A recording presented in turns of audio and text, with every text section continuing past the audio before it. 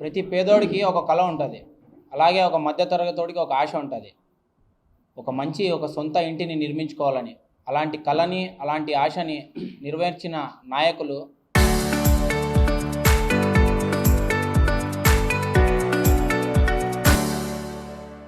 ఇద్దరు. ఒకరు మహానేత వైఎస్ రాజశేఖర రెడ్డి గారు, ఇంకొకరు మా దైవం జగన్మోహన్ రెడ్డి గారు.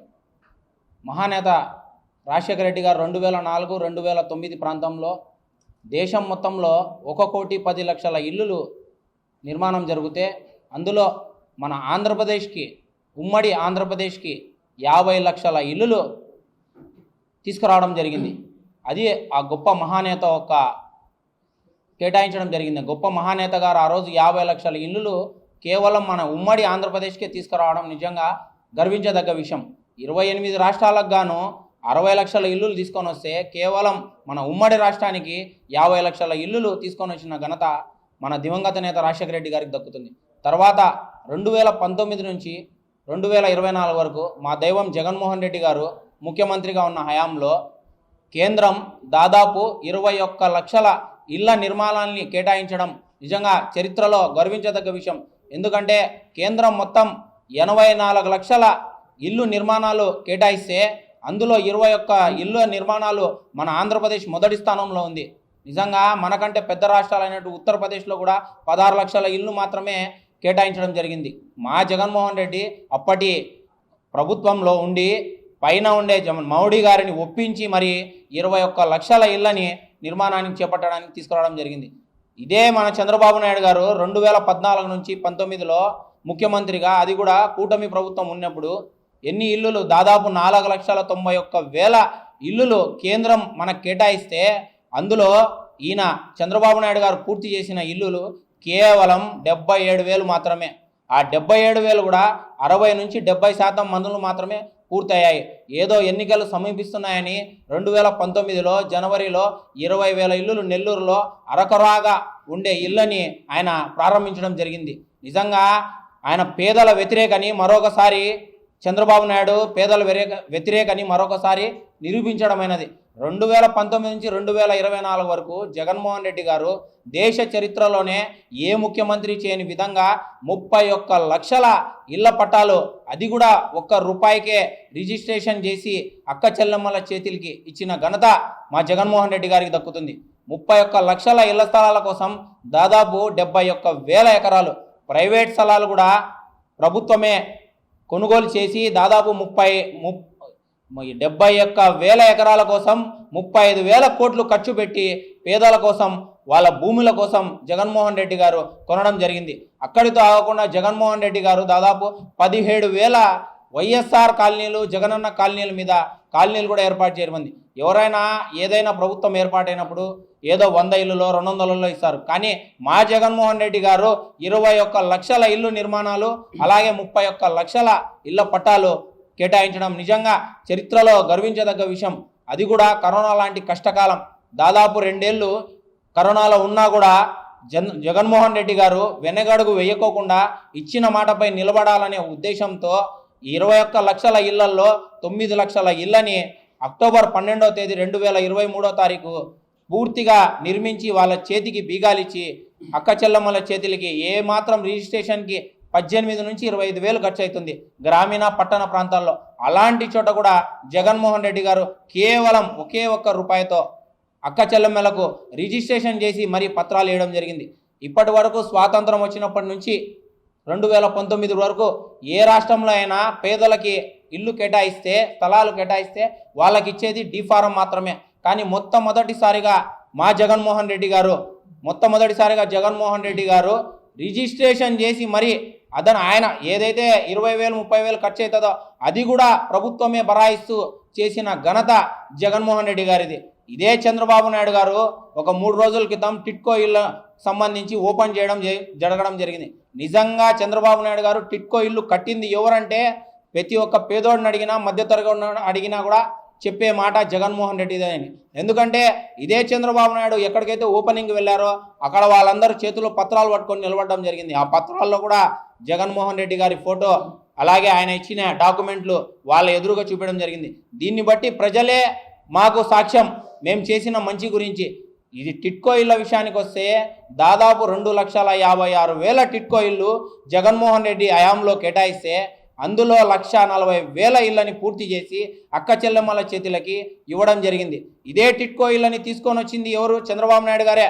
కానీ 2014 నుంచి 19 వరకు ఈ టిట్కో ఇళ్లకు సంబంధించి ఏ ఇంటికి కూడా నిర్మాణానికి డబ్బులు కేటాయించలేదు.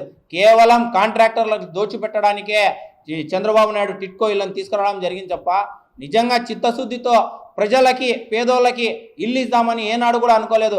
ఏం చంద్రబాబు నాయుడు గారు, ఈ మీడియా ముఖంగా మిమ్మల్ని మేము అడగాలనుకుంటున్నాం, టిట్కో ఇళ్ల రూపంలో దాదాపు 8,570 కోట్లు అవినీతి జరిగింది, నిజమా కాదా? కాంట్రాక్టర్లకి దేశం మొత్తంలో తక్కువ కాంట్రాక్ట్తో ఇల్లు నిర్మాణం చేపడతా అంటే మన ఆంధ్రప్రదేశ్ రాష్ట్రంలో మాత్రం 2014-19 ప్రాంతంలో టిట్కో ఇళ్ల నిర్మాణానికి కాంట్రాక్టర్లకు అధిక బిడ్డింగ్ ఇచ్చింది, నిజమా కాదా అని ఈ మీడియా ముఖంగా మేము అడుగుతున్నాం. ఇదే టిట్కో ఇళ్లకు సంబంధించి మీరు 323 square feet, 430 square feet, 383 square feet అని 3 స్క్వేర్ ఫీట్లుగా విభజించినారు. 323 స్క్వేర్ ఫీట్లకు 50,000, 383 స్క్వేర్ ఫీట్లకు ₹1,00,000, 423 దానికి ₹1,50,000 అని ప్రజల దగ్గర నుంచి వసూలు చేసిన డబ్బులు. కానీ మా జగన్మోహన్ రెడ్డి ముఖ్యమంత్రి అయిన తర్వాత దాదాపు 323 స్క్వేర్ ఫీట్లకి ఏదైతే మీరు డబ్బులు తీసుకున్నారో ఆ డబ్బులు మొత్తం వాళ్ళకి వాపస్ ఇచ్చి 12,000 కోట్ల రూపాయలు జనాల దగ్గర నుంచి మీరు తీసుకునే డబ్బులు జగన్మోహన్ రెడ్డి వాళ్ళకి తిరిగి ఇవ్వడమే జరగడం జరిగింది. అదే కాకుండా 383 స్క్వేర్ ఫీటు అలాగే 423 స్క్వేర్ ఫీట్కి మీరు ఏదైతే ₹1,00,000 50,000 వసూలు చేశారో దాంట్లో కూడా 50% రాయితీ ఇచ్చిన ఘనత మా జగన్మోహన్ రెడ్డి గారిది. ఏదైతే టిట్కో ఇల్లు మీరు నిర్మించారో కేవలం ఇల్లు మాత్రమే మీరు కేటాయించడం జరిగింది. కానీ అక్కడ మౌలిక సదుపాయాలు అవసరం అని చెప్పి డ్రైనేజ్ అయితే ఏమి, వాటర్ అయితే ఏమి, ఎలక్ట్రిసిటీ అయితే ఏమి, ఇలాంటి మౌలిక సదుపాయాలన్నీ కూడా మా జగన్మోహన్ రెడ్డి గారే తీసుకురావడం జరిగింది. ఎక్కడైనా ఏ ప్రభుత్వం అయినా కూడా ఇల్లు కేటాయిస్తే, స్థలాలు కేటాయిస్తే ఏదో కొండలపైన, వాగులపైన, గుట్టలపైన ఇస్తుంది. కానీ మా జగన్మోహన్ రెడ్డి ఊరికి దగ్గరలో ఉండే చోటే కేటాయించి అలాగే అక్కడికి రోడ్డు, డ్రైనేజు, వాటర్ ఫెసిలిటీస్ ఏ విధంగా అయితే లక్షలు ఖర్చు పెట్టి వెంచర్లు వేసిన చోట కూడా అందుబాటులో లేని వెసులుబాటుని మా జగన్మోహన్ రెడ్డి ఉచితంగా ఇల్లు ఇచ్చే దగ్గర పేదవాళ్ళకి కేటాయించడం నిజంగా గర్వించదగ్గ విషయం. అందరూ ఏదో కాలనీలు సృష్టిస్తే జగన్మోహన్ రెడ్డి గారు ఏకంగా 17,000 ఊర్లని, కాలనీల ద్వారా ఊర్లనే సృష్టించిన ఘనత మా జగన్మోహన్ రెడ్డి గారిది. నిజంగా చిత్తశుద్ధి అంటే మా జగన్మోహన్ రెడ్డి గారిది. ఏ విధంగా అంటే కేంద్రం నుంచి ప్రధానమంత్రి ఆవాస్ యోజన కమిటీ దాంట్లో నుంచి వచ్చే 1,70,000 డబ్బులు కాకుండా అదనంగా ₹1,00,000 జగన్మోహన్ రెడ్డి గారు కేటాయించిన ఘనత జగన్మోహన్ రెడ్డి గారిది. అది ఏ విధంగా అంటే సున్నా వడ్డీకే మహిళలకి 50,000 ఎవరైతే నిర్మించుకుంటున్నారో ఇల్లు వాళ్ళకి డబ్బులు కేటాయించి అదేవిధంగా ఉచితంగా ఇసుక అయితేనేమి, అదేవిధంగా సిమెంటు, ఇతర పరికరాలకు సంబంధించింది కూడా 50% రాయితీ ఇచ్చి దాదాపు ఒక్కొక్క ఇంటికి ₹1,00,000 మేలు చేసిన ఘనత మా జగన్మోహన్ రెడ్డి గారిది. నిజంగా మీకు చిత్తశుద్ధి అనేది ఉంటే ఇప్పటికైనా ఏవైతే మా హయాంలో నిర్మిస్తూ ఆగిపోయినాయో ఆ ఇళ్ళని మీరు పూర్తిగా కేటాయించాలని కోరుకుంటున్నాం. ఇదే చంద్రబాబు నాయుడు గారు మీరు పేదల వ్యతిరేకని మరొకసారి నిరూపమైంది. ఏ విధంగా అంటే జగన్మోహన్ రెడ్డి గారు రిజిస్ట్రేషన్ చేసి మరి పేదోళ్ళకి కాగితాలు రిజిస్ట్రేషన్ చేసి మరి ఇంటి స్థలాలు ఇస్తే ఆ స్థలాలు కూడా స్థలాలు ఏదైతే ఇల్లు కట్టుకోలేదో ప్రజలు ఆ స్థలాలు వెనక్కి తీసుకొని పారిశ్రామికవేత్తలకి ఇవ్వండి, పరిశ్రమలకి ఇవ్వండి అని చెప్పిన నీచ చరిత్ర మీది చంద్రబాబు నాయుడు గారు. మీరు ఎలా ఇవ్వరు? ఇచ్చిన మాలాంటి నాయకుడికి సంబంధించిన రిజిస్ట్రేషన్లు కూడా మీరు తీసేయండి అని చెప్పడం నిజంగా సిగ్గుచేటు. ఇవన్నీ ప్రజలందరూ గమనిస్తున్నారు. ఖచ్చితంగా నీకు బుద్ధి చెప్పే రోజు దగ్గరలోనే ఉందని తెలియజేస్తూ ఏవైతే నిర్మాణంలో ఉన్నాయో వాటిని మీరు త్వరగా పూర్తి చేయాలని, లేకుంటే మాత్రం దానిపైన వైఎస్ఆర్ కాంగ్రెస్ పార్టీ ఉద్యమం చేస్తుందని, అదేవిధంగా మీరు ఏ విధంగా అయితే పట్టణ ప్రాంతాల్లో, గ్రామీణ ప్రాంతాల్లో 2 సెంట్లు 3 సెంట్లు అని చెప్పి మీరు ఏ విధంగా అయితే మీ యొక్క సూపర్ 6 హామీలలో ఇచ్చారో దాన్ని కూడా వెంటనే అమలు చేయాలని చెప్పి కూడా మేము గట్టిగా ప్రశ్నిస్తున్నాం. ఇంకొకటి, మీరు ఆనాడు మా జగన్మోహన్ రెడ్డి గారు స్థలాలు ఇస్తా అంటే 1 సెంటులో దేనికి పనికి వస్తుంది? శవాలను పూడ్చుకోవడానికి తప్ప అని హేళనగా మాట్లాడినాడు. మరి ఇవాళ మీరు మార్చి 31వ తారీఖు ఏదైతే శవాలు పూడుస్తారని చెప్పినారో అదే 1 సెంటు స్థలంలో పోయి మీరు ఇవాళ ప్రారంభించారు. ఆ రోజు హేళనగా మాట్లాడినారే పేదలకు ఇచ్చే ఇళ్ల పైన, ఇవాళ ఎలా పోయి మీరు దానిని ఓపెన్ చేశారండి అని మేము ఈ మీడియా ముఖంగా అడుగుతున్నాం. అలాగే మీరు నిజంగా మాకు అమరావతి రాజధాని అని గొప్పగా చెప్పుకుంటున్నారు. నిజంగా అమరావతికి రాజధాని అని గొప్పగా చెప్పుకునే మీరు ఆనాడు జగన్మోహన్ రెడ్డి అమరావతి ప్రాంతానికి దాదాపు 50,700 ఇల్లు కేటాయిస్తే ఆ 50,700 ఇళ్ల పైన మీరు కోర్టుకు పోయింది నిజమా కాదా? పేద ప్రజలకు ఇల్లులు ఇస్తే ఎవరైనా ఇంకా అదనంగా ప్రభుత్వం ఏర్పాటైన తర్వాత ₹2 ఎక్కువ ఇస్తారు. కానీ మీరేం చేశారు? మీరు అపోజిషన్లో ఉన్నప్పుడు కోర్టుకు పోయి కేసు వేసి ఆ కేటాయించిన స్థలాలని ఇవ్వకుండా చేయడానికి దాదాపు 1 కాదు 2 కాదు 1173 కేసులు వేసిన నీచ చరిత్ర మీది చంద్రబాబు నాయుడు గారు. దయచేసి మీకు వయసు రీత్యా మీరు ఇప్పుడు పెద్దవాళ్ళు అయిపోయినారు. దయచేసి ఇది నాకు తెలిసి ఇదే మీ ఆఖరి ఎలక్షన్ ఉంటుంది.